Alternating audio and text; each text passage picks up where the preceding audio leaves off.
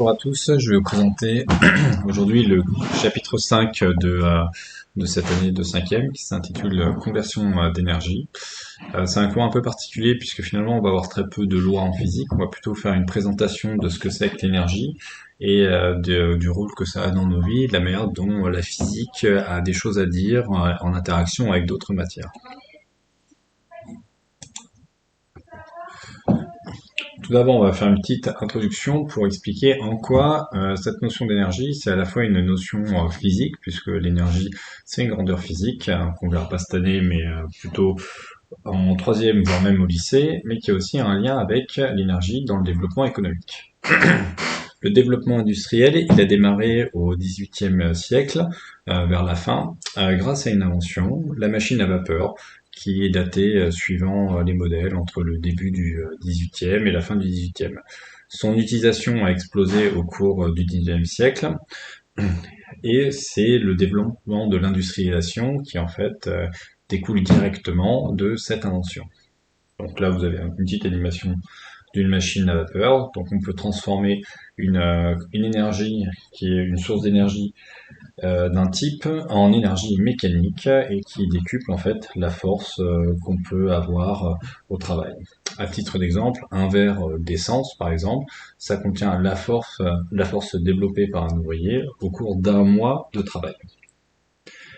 Le lien entre l'économie et la physique, il est réel, c'est-à-dire qu'il n'y a pas de cloisonnement entre les disciplines dès lors qu'on touche à certains paramètres. En l'occurrence, on observe que la croissance économique qu'on appelle parfois PIB est directement corrélée, c'est-à-dire liée étroitement à la croissance des besoins énergétiques. L'un et l'autre vont de pair. GDP ici, c'est ni plus ni moins que cet indicateur économique en anglais, c'est PIB. Et on voit en bleu une évolution de la croissance économique, l'économie en fonction des années. Et on observe aussi l'évolution des consommations d'énergie et de pétrole sur cette période de près 40 ans. Or, même si elles ne sont pas complètement superposées, on voit que les tendances sont claires. Plus on a de croissance, plus on consomme d'énergie, et moins on en a, plus ça décline.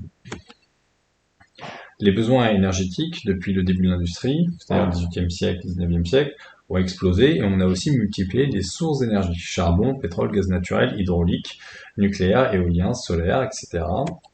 Et ça aboutit à une croissance où elles se sont cumulées, c'est-à-dire à aucun moment de l'histoire, les énergies se sont substituées à une autre. Une nouvelle énergie, par exemple le pétrole, ne s'est pas substitué au charbon. Le charbon a continué de croître, le pétrole aussi, l'hydraulique, etc. Du coup, les innovations techniques sur la production d'énergie ne changent pas la problématique du stock ou du remplacement. Tout est venu se cumuler, c'est ce qu'on appelle l'effet rebond. Donc historiquement, se dire qu'on peut remplacer, par exemple avec les énergies renouvelables, les énergies dites fossiles ou d'un autre type tel que l'hydraulique, c'est un non-sens. C'est-à-dire qu'il y a autre chose derrière, c'est la technique ne suffit pas, la technologie et les découvertes ne suffisent pas. A priori, il faudrait plutôt une solution politique. En l'occurrence, le dernier événement qui a vraiment eu un effet sur la consommation énergétique, mais également sur la croissance, a été le premier confinement. À votre niveau, ce qu'il faut comprendre dans ce cours un peu particulier de physique, c'est que dans les choix que vous allez avoir à faire en tant qu'adulte et les métiers que vers lesquels vous allez vous orienter, donc ce que vous apprenez au collège ou au lycée doivent vous servir à faire des choix en tant qu'adulte éclairé, mais c'est pas parce que c'est la science qui lit que c'est quelque chose d'automatique. On voit par exemple avec le Covid, on a des chercheurs et des médecins qui disent à peu près tous la même chose suivant les pays. Pour autant, les décisions qui sont prises derrière sont très différentes suivant les pays qu'on observe. La conversion d'énergie, du coup, elle est au cœur de notre monde moderne, et il faut bien comprendre que l'électricité, c'est pas quelque chose de naturel. On l'obtient, même si on l'observe ici et là dans les êtres vivants, etc. On n'a pas de source d'énergie sur lesquelles on peut se brancher pour directement alimenter des circuits électriques. L'énergie, ça vient d'une transformation d'une source d'énergie en une autre. Donc c'est une conversion. On a les centrales thermiques à flamme, par exemple, qui fonctionnent au charbon ou au pétrole, les centrales thermiques type nucléaire, avec de l'uranium, du plutonium et plus marginalement du thorium, les centrales hydroélectriques qui reposent sur les rivières, les fleuves, les éoliennes avec le vent, les panneaux solaires avec l'énergie lumineuse. Les ressources nécessaires à l'industrie, elles sont épuisables, que ça soit pour les matières premières, c'est-à-dire ce que vous allez mettre dans votre industrie pour produire quelque chose, mais également donc les sources d'énergie. Et l'une et l'autre il en existe des renouvelables et d'autres non. Par exemple, le bois, c'est autant une matière première qui peut être renouvelable en fonction des stocks et la manière dont on l'utilise, mais également une source d'énergie si on le brûle. Les ressources non renouvelables sont par définition limitées en quantité et certaines d'entre elles ne peuvent pas du tout se renouveler sur des temps géologiques très longs. La transformation électrique, donc, elle a pour but d'obtenir une énergie à des fins utiles. Il y a plusieurs types d'énergie qu'on identifie, l'énergie cinétique, l'énergie thermique, l'énergie lumineuse, et tout ça, on l'obtient à partir des centrales électriques. L'énergie cinétique, c'est un processus dans lequel on obtient finalement quelque chose qui amène à un mouvement. Pour autant, on peut avoir des dispositifs qui fournissent plusieurs types d'énergie, parfois involontairement. L'énergie thermique, elle, c'est quelque chose qu'on observe avec les chauffages électriques, principalement. Donc, quand une résistance ou un système avec des circuits électriques chauffe, c'est à cause de l'électricité qui passe dedans. Parfois, c'est volontaire, d'autres non. L'énergie lumineuse, l'exemple le plus courant, c'est évidemment l'ampoule. Grâce à l'électricité qui va passer dans une ampoule, vous allez obtenir de la lumière. Comme je l'ai dit il y a quelques secondes, on peut produire plusieurs types d'énergie en même temps. Le moteur électrique, lui, il permet par exemple de créer un mouvement, mais ça produit aussi un petit peu de chaleur. De même que les anciennes ampoules à incandescence, elles produisaient en proportion plus d'énergie thermique que lumineuse, alors que l'objectif c'était quand même d'éclairer une pièce. Donc il y avait une déperdition d'énergie qui était très importante, de l'ordre de 95%. Du coup, une conversion, ça peut être plus ou moins efficace. Ici, on a un exemple, pas que sur le moteur à type électrique, mais aussi sur le moteur à combustion, donc chimique. On voit qu'on a une efficacité autour de 20%, donc qui est très mauvaise, c'est-à-dire qu'on perd 80% de l'énergie mécanique souhaitée en énergie thermique, alors que le moteur électrique, lui, en fait, on tourne entre 85 et 99%, c'est-à-dire qu'on a très peu de déperdition d'énergie pour la tâche souhaitée, et au contraire, on a une énergie électrique qui est largement transformée en énergie cinétique.